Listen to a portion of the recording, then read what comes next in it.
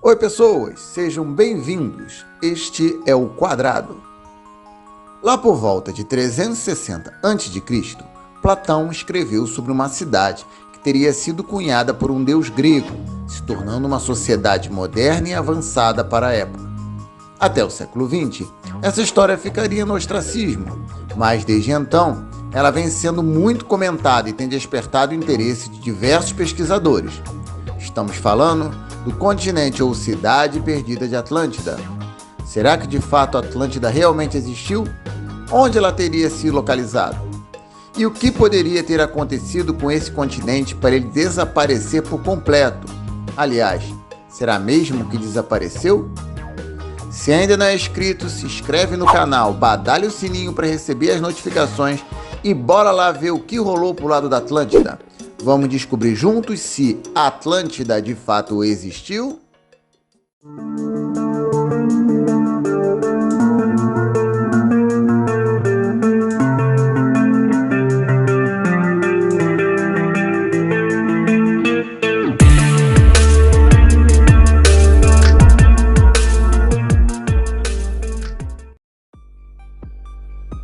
Lá por volta de 360 a.C., o célebre filósofo e matemático ateniense chamado de Platão escreveu sobre um continente que era intitulado de Atlântida. Em um desses contos, Critias, um de seus personagens, dissertava sobre a história de uma civilização que existia além das colunas de Hércules, colunas essas conhecidas hoje como o Estreito de Gibraltar. Em outra oportunidade, Platão, pela boca de Critias, nos traz mais detalhes sobre aquela moderna sociedade. Critias conta que quando os deuses dividiram as terras entre si, Poseidon, o deus dos mares na mitologia grega, ficou com a ilha de Atlântida. No centro do suposto continente, havia uma montanha onde nela mortal Cleitó habitava, mulher cuja qual o deus Poseidon veio a se apaixonar. Para proteger Cleitó, Poseidon isolou a montanha que vivia, alternando com águas, terras, fossas e muros, em forma circular a mesma. Esse continente seria maior que a Líbia e a Ásia conhecida à época, sendo inclusive rico, um tipo de liga de metal muito valiosa, chamada Orical. Da união com Cleitó, nasceram 10 filhos homens, em 5 pares de gêmeos. Poseidon dividiu, portanto, aquela terra em 10 partes, uma para cada um dos filhos. O filho mais velho foi batizado de Atlas e passou a governar todo o reino. O trono era herdado pelo filho mais velho de cada um dos reis, e assim foi por centenas de anos. Determinado por Poseidon, os reis tinham todo o poder sobre suas terras e faziam a maioria das leis, podendo inclusive impor castigos e até condenar pessoas à morte se assim fosse de sua vontade. A cada 5 ou 6 anos, os reis eram obrigados a se reunir na parte central do continente, de forma a deliberar sobre questões que fossem de interesse geral da sociedade. Essa reunião era marcada por um julgamento mútuo, onde eles se julgavam pelas suas últimas ações. Naquela oportunidade, acontecia também um ritual chamado Rito Táureo. Esse rito consistia em soltar touros dentro do salão principal do templo para que os reis capturassem e os degolassem, sendo o animal fatiado e tendo suas partes jogadas ao fogo, enquanto prometiam cumprir as leis sagradas. Por muitas gerações, eles viveram seguindo essas leis divinas. Critias contava que era assim que mantinham seu senso de justiça. De acordo com o conto, a queda de Atlântida se deu devido ao fato de seus governantes abandonarem o princípio divino e tornarem-se sedentos por poder. No texto, tudo indica que Zeus, não satisfeito com o rumo que Atlântida havia tomado, a destruiu, onde, nas palavras de Platão, durante um dia e uma noite horrível, todo seu exército foi tragado de um golpe pela terra, e ainda a ilha de Atlântida afundou no mar e desapareceu. Na obra Timeu, Critias conta que tomava conhecimento de Atlântida por seu avô, que por sua vez tinha ouvido de seu bisavô, que ouvia tal relato do governador ateniense Solon, 630 a 560 a.C. Solon ficou sabendo da existência de Atlântida em uma de suas viagens ao Egito. Nessa ocasião, alguns sacerdotes lhe contaram que possuíam escritos narrando como Atenas havia conseguido vencer o povo atlante, quando esse tentou subjugar a cidade. O fato teria ocorrido por volta de 9.000 anos antes de Solon, ou seja, cerca de 10.000 anos antes de Cristo. Na década de 60, uma teoria interessante foi publicada pelo professor Charles Hapgood. Ele desenvolveu a tese de que o gelo que se acumula nas calotas polares provocaria um peso suficiente para que o polo terrestre se deslocasse sobre a superfície da Terra, carregando outro continente para o polo e causando uma era glacial nesse lugar. Segundo essa teoria, uma parte dos Estados Unidos já teria se tornado o Polo Norte e a Antártida já teria se localizado mais acima no Oceano Atlântico, ali entre a Argentina e a África. Valendo-se dessa teoria, o jornalista britânico Graham Hancock propôs que o continente perdido de Atlântida seria nada mais do que a Antártida antes de ser congelada. Essa teoria seria ainda confirmada por um mapa, o Mapa dos Antigos Reis dos Mares, feito por Piri Reis no século XVI, que mostra um estranho formato para a América do Sul, que seria não a América do Sul, mas sim a Antártida, na sua localização não polar. Lá pelos anos 70, Charles Berlitz, autor de vários livros sobre fenômenos paranormais, afirmou que a Atlântida era um verdadeiro continente localizado perto das Bahamas e que teria sido vítima do famoso Triângulo das Bermudas. Quem defende essa teoria aponta para muralhas e ruas encontradas submersas na região. Mas cientistas teriam analisado as estruturas e concluído que não passam de formações rochosas naturais. Em 2018, de acordo com o portal de notícias científicas Life Science, uma empresa britânica chamada Merlin Burrows, que é especializada em pesquisas submarinas e terrestres, afirmou ter encontrado vestígios da cidade perdida de Atlântida na costa espanhola, próximo ao Estreito de Gibraltar.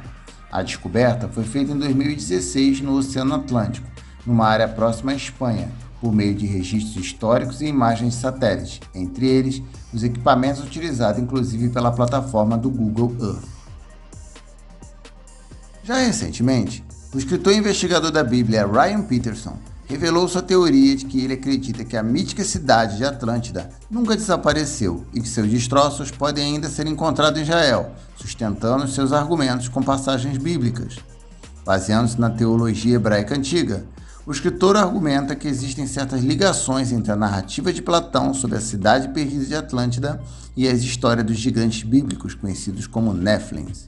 Os Néfilins eram descendentes da relação entre filhos de Deus e as filhas dos homens, ou seja, eram, no fundo, criaturas metade humanas, metade divinas. Peterson garante que a história dos Néfilins coincide com a do deus grego Poseidon, que teve alegadamente filhos com uma mulher humana em Atlântida.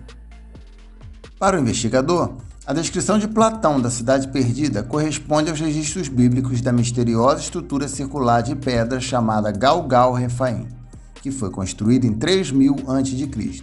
Assim, desde o início foi um deus vindo para um reino terrestre e concebendo um filho com uma mulher humana, tal como aconteceu em Gênesis 6, aponta Ryan Peterson. E não termina por aí. Existem dezenas de teorias publicadas pelo mundo sobre a localização de Atlântida que apontam desde a Tanzânia até a Alemanha. Platão diz que a Atlântida se encontrava além do Estreito de Gibraltar, ou seja, banhada pelo Oceano Atlântico. Dessa forma, entendemos que qualquer teoria que localize-a antes do Estreito de Gibraltar, na perspectiva grega, por coerência, deve ser descartada. O mais provável é que esse continente tenha se situado entre a Europa e Américas, muito próximo à dorsal neoatlântica. Essas placas estão em constante movimento, expandindo de 2 a 10 centímetros por ano, gerando constantes atividades sísmicas no local. Recentemente, descobriu-se uma outra falha sobre o Atlântico, que parte do Estreito de Gibraltar e se une a essa dorsal. Essa nova falha vem sendo incriminada por ter deixado mais de 10.000 pessoas mortas em 1755 em Portugal, pois a mesma teria gerado um grande terremoto naquele país, seguido de um tsunami. Entendemos que esta falha no passado também pode ter sido responsável pelo fim de Atlântida. Supomos que não seria possível existir um grande continente no Atlântico, como muitos afirmam, mas a Atlântida deve ter sido uma massa de terra pequena. Se observarmos a fragmentação da Pangeia, que foi aquele evento que acabou tornando necessário pegar um avião do Brasil para a África ou Europa, veremos que o encaixe entre os continentes africano, europeu e americano se dá quase que perfeitamente, mas algumas faixas de terra acabaram se desconectando do continente no processo, formando ilhas pelo Atlântico. O Açores, por exemplo, pode hoje ser porções de terra remanescentes da Atlântida ou qualquer conjunto de pequenas ilhas no Atlântico. Seria inclusive possível para os navegadores em seus triremes ou embarcações da época alcançar o Açores, desde que já tivessem estudado algum meio de orientação, seja pelas estrelas ou qualquer outro método utilizado já na época. Os gregos utilizavam um navio de construção similar, mas tecnologicamente mais evoluído que os vikings, igualmente propelidos a remo há cerca de 800 anos antes de Cristo. Porém, os vikings, apesar dessa nítida desvantagem tecnológica, partindo da Noruega, teriam chegado à Islândia, o que equivalia a navegar algo em torno de 1.700 km de distância em mar aberto, distância também relativa do Estreito de Gibraltar a Açores. Os fenícios, entre os séculos 10 e 1 a.C., tornaram-se uma potência navegacional, com todo o domínio sobre a orla do Mediterrâneo. O estágio de construção naval que os fenícios haviam alcançado possibilitou-lhes navegar até a Inglaterra para comercializar couros ofertados pelos antigos bretões, muito antes dos romanos. Apesar desses avanços na tecnologia naval terem sido relatados em torno de 7.000 a 9.000 anos antes de Cristo, nada impede que essas civilizações tenham herdado esta prática dos sobreviventes atlantianos. Considerando que existem relatos de Atenas em torno do período que supostamente a Atlântida existia, é plausível deduzir que os atlantes tinham uma avançada capacidade de navegação em torno de 10.000 a.C. Alcançar a África, Europa e o Oriente naquela época permitiu o conhecimento daquela civilização pelos povos que lá viviam.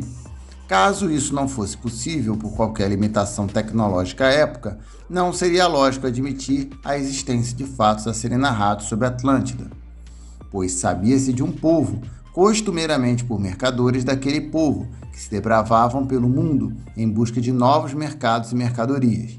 Lembrando ainda que Platão afirma que se tratava de uma civilização moderna na perspectiva da época. Dessa maneira, o mais provável é que a Atlântida estivesse localizada até 2.000 km da costa europeia ou africana, pois supõe-se que essa distância poderia ser vencida pela navegação da época. Bom, pessoas, essa foi nossa análise quadrada sobre o continente perdido de Atlântida. Você curtiu? Se curtiu, por favor, dá seu like aqui embaixo. Se não curtiu, deixe seu dislike. E você? Tem sua teoria sobre a verdadeira localização de Atlântida? Acredita que ela tenha existido? Consegue imaginar como seria ter 5 pares de filhos gêmeos? Nos conte aqui embaixo nos comentários.